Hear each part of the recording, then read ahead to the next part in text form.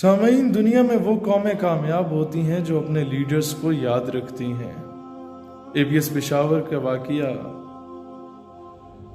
رونگٹے کھڑے ہو جاتے ہیں جب یہ سنتے ہیں کہ ایک خاتون ABS پشاور کی پرنسپل، اس کے پاس راستہ تھا، وہ بھاگ سکتی تھی، اپنی جان بچا سکتی تھی، لیکن جب دہشت گرد بچوں کی طرف بڑھا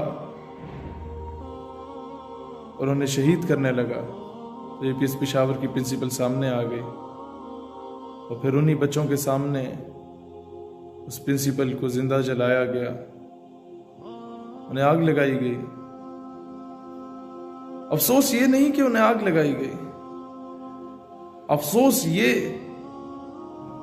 کہ اس قوم نے قوم کی عزت،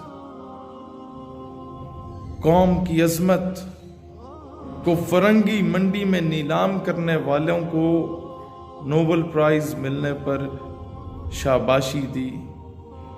ملت فروشی کر کے فرنگی منڈی میں تبھی جا کے مستحق نوبل انعام ہوتے ہیں۔ بیچ ڈالو جو کوئی قیمت لگائے ان کی، یہ 20 کروڑ تو فقط حیوان ہوتے ہیں۔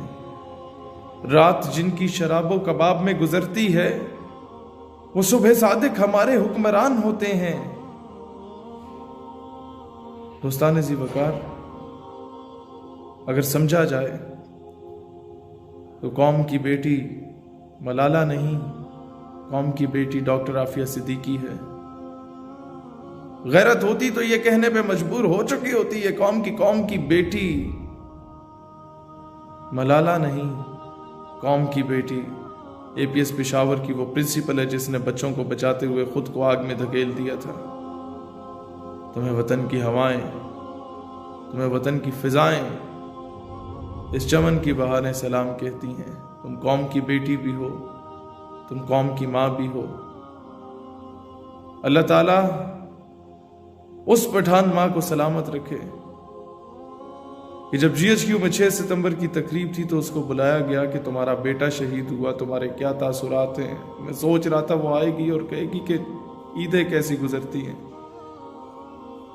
رات کو نیند نہیں آتی، بیٹا بہت یاد آتا ہے۔